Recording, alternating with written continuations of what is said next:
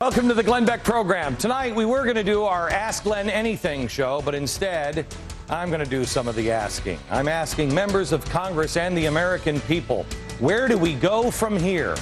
There is a ticking time bomb, the fundamental transformation of our country.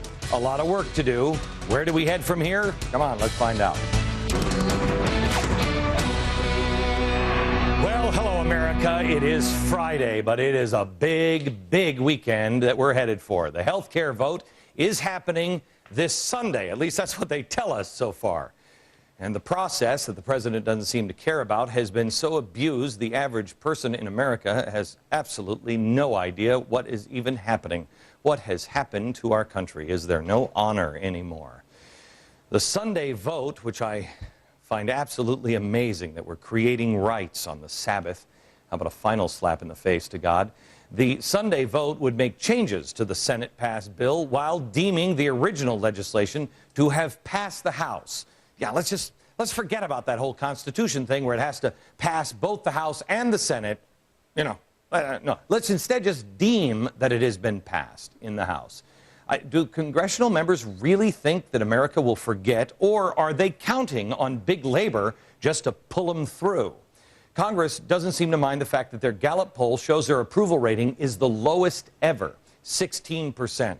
When your approval rating is that low, I have news for you. That's when people become dangerous, because they'll go out in a blaze of glory. And I think that's what a lot of people in Washington are doing. They don't care that 73% of America don't want this bill. They will be in the history books. Why are they pushing? Well, it's not all of the Democrats. Remember, none of the Republicans are voting for this. The Republicans aren't stalling this. Only the Democrats are stalling on this. It is the progressives going after the blue dog or moderate Democrats. This will be the final snuff out of any kind of moderate Democratic movement. The radicals are the ones that want this. It is a pathway to a single-payer system. Last night, Jon Stewart did about a 15-minute segment making fun of me, and I have to tell you, that was hysterical.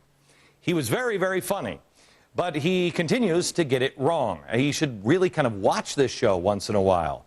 He's saying that I'm crazy and all of this kind of stuff, but he's missing the point. John, where am I wrong exactly? Nancy Pelosi said, quote, "We won that fight, and once through this door, we will kick it open. There will be more legislation to follow." This really kind of goes from something that I said that I had been called crazy for last year. Remember, the White House came out and said I was spreading disinformation because what I was saying was coming was universal health care, that they were going to cripple and control the insurance companies until they were no longer in business. We were going to have a Canadian health care system. Well, no. Glenn Beck's crazy. He's got that wrong. Well, Nancy Pelosi, what is this? How about Tom Harkin when he said this? As I've said before, this bill is not complete. I've used the analogy of a starter home, in which we can add additions and enhancements as we go into the future. But like every right that we've ever passed for the American people, we revisit it later on to enhance and build on those rights. Stop. Now remember, everybody has been saying for a long time, I'm crazy, I have it wrong, don't listen to Glenn Beck, right? You know this, the Tea Partiers have known this. There is a hidden agenda. Listen to what Joe Biden has said now about, no, you'll be able to have your insurance companies. No, we're not going to hassle the insurance company. Here's the latest from Joe Biden on insurance companies. Some of them I say, but they say, well, Joe, look, man, I mean, you guys haven't messaged this very well. This thing has gone on so long, and I don't know. And my response is, hey, man, the proof of the pudding's in the eating. I'm telling you, pre-existing are going to be covered. We're going to control the insurance companies. We're going to control the insurance companies. Not only was this program and the Tea Partiers right, these people now say this was their plan the whole time. Watch this. Because the rules say that because of some of the rules about reconciliation, that you actually have to include the student aid bill with the health care bill.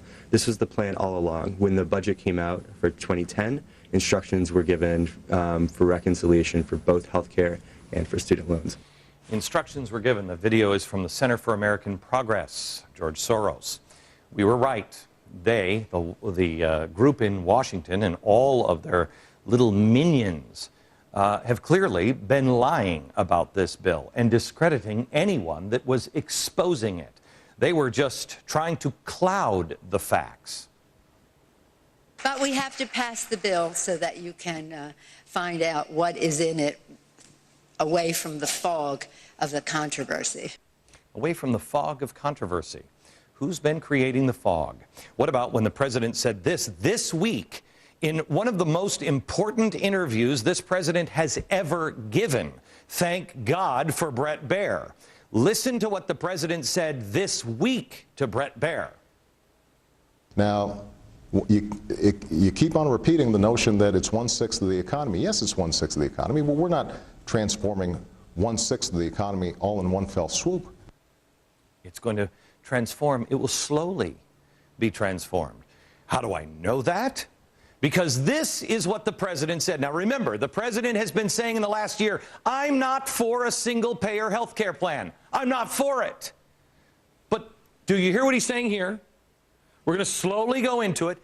Let's compare this week's statement with Bret Baier with what he said in 2007. New video.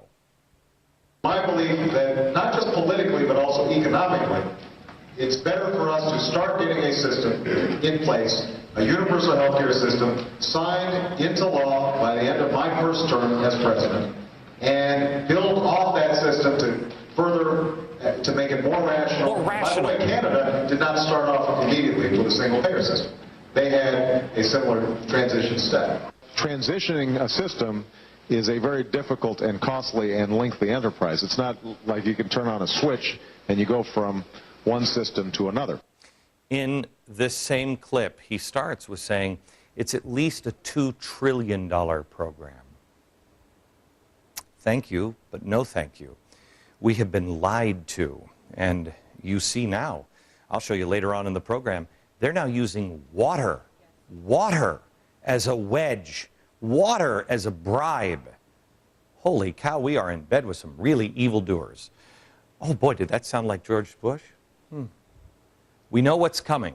We know what's coming. With me now, former Pennsylvania Senator and Fox News contributor Rick Santorum and Massachusetts Treasurer Tim Cahill, who is now running for governor in Massachusetts. You were a Democrat, yes, correct? And you've just become an independent. Last summer. Okay, and I want to make this clear. I don't know anything really about you, but do you ever watch this show? I have, yes. Do we agree on very much? Sometimes, yeah. Sometimes, okay. Yeah. But probably more principles than policies, I'm guessing.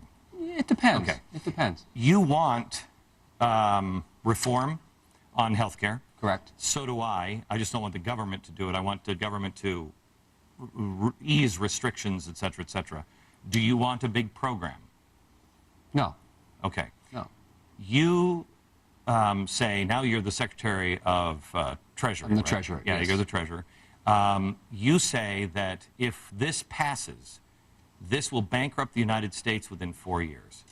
Based on our experience in Massachusetts. Tell me, compare, A-B compare. Well, we have what David Axelrod referred to as the pilot program. It was started 4 years ago in Massachusetts, universal health care to mandate to cover everyone in the state of Massachusetts. It wasn't going to cost us a whole lot of money, so they said.